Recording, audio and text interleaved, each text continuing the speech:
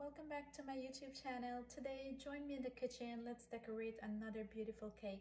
It's gonna be 2 tiers and it's gonna be filled with a delicious chocolate mousse. Let's get started. Thank you and thanks for joining me. And if you enjoy this, please don't forget to subscribe, like, and share.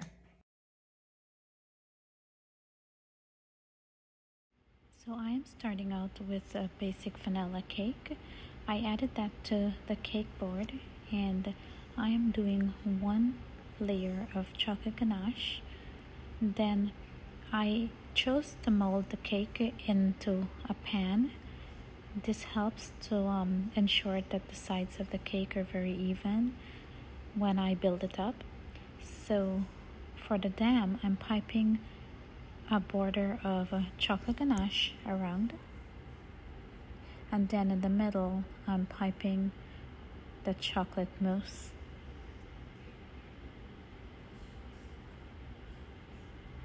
So what the dam does, it ensures that the chocolate mousse filling stays put inside and doesn't seep through the sides of the cake.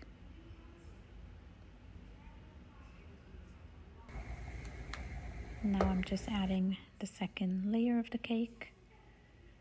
When I was done assembling that, I did it for both tiers, which is the 8 and 6.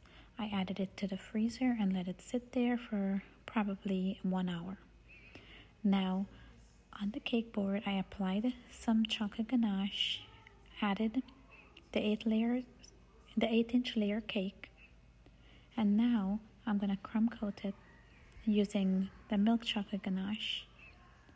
This allows all of the crumbs to be locked into the cake, and it enables a smooth surface to work on, which helps in the process when I will be applying the fondant.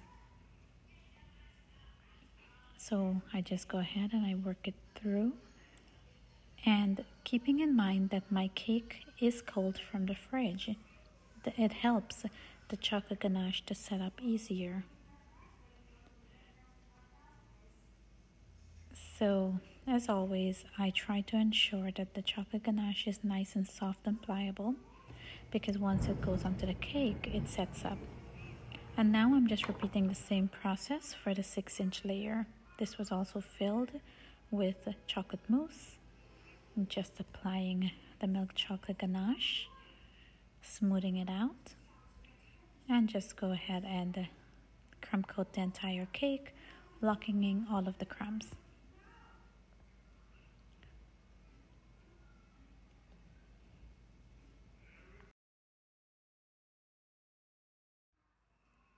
I just keep smoothing it over, just spreading it evenly, distributing it along the entire cake, covering all of the cake with the ganache, and then going in with my bent scraper just to smooth out the ends and make sure the corners are nice and sharp, which helps eventually when the cake is being covered with fondant. Just scraping off any excess. And then I set the cakes back into the refrigerator until it was time to go ahead and cover with fondant. Now I'm applying just a layer of water along the entire cake. This helps the fondant to stick properly onto the cake. And there, I'm just adding the white fondant, using the fondant smoother, just making sure the fondant is properly attached onto the cake, removing all the air bubbles that may have been trapped underneath. Using my hands to work the fondant around, opening the pleats and just massaging the fondant onto the cake. And the water acts like a glue, just helping the fondant to properly attach itself onto the cake. I'm going in with the pizza cutter, just trimming off all of the excess fondant that's hanging around the cake. This relieves from the excess weight that's pulling onto the fondant and preventing any tears from happening. The first aim is to ensure that the fondant is properly secured onto the top of the cake and onto the sides, which is the corners. And then just using my hands, just opening the pleats and just massaging it on until it's fully adhere onto the cake and neatly on there. Just keep working with it, and just as I work, the fondant just stretches down and becomes, the excess just falls to the bottom of the cake board. Here I'm just using the fondant smoother just to smoothen all the sides, ensuring the fondant is nicely pressed against the cake and attached. Then going in again with the cutter just to trim away all of the excess.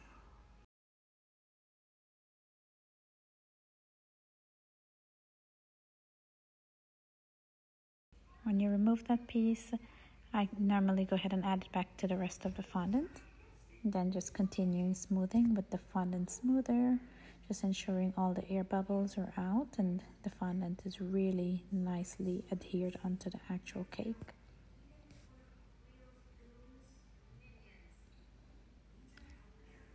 I just keep doing this until I am pleased with and I achieve the look that I'm looking for. On this tier, I'm adding a diamond pattern onto it, so I'm just holding the pattern up against the side of the cake, trying to ensure that it doesn't move, and just gently pressing onto the pattern so that it gets imprinted into the fondant on the cake.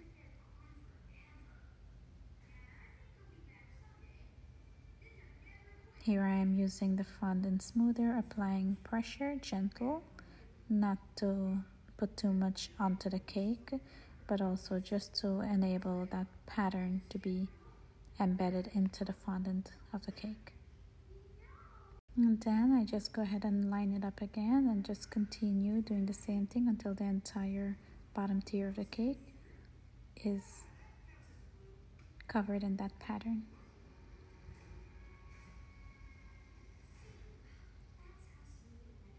Then here I'm just using that tool just to add little holes into all of the points on the diamond.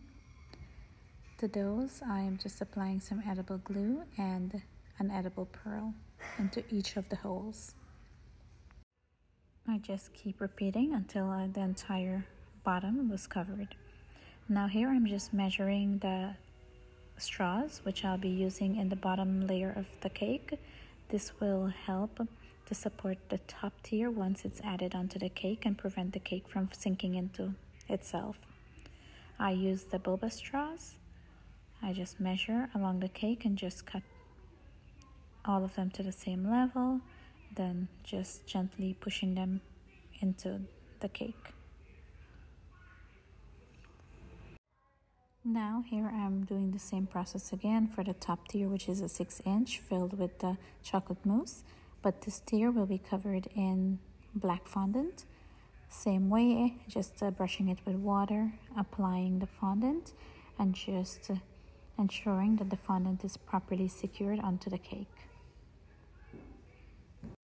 Here I'm just applying some chocolate ganache, which is going to act as a glue to hold the top tier of the cake, and just an added secure to keep the top tier onto the first tier. Now here I'm just adding a wooden dowel, which is being pounded all the way through onto the cake, all the way to the cake board, and it helps to keep both tiers in place. Now using some edible glue, I am applying an edible gold lace around the top tier, which is the black tier.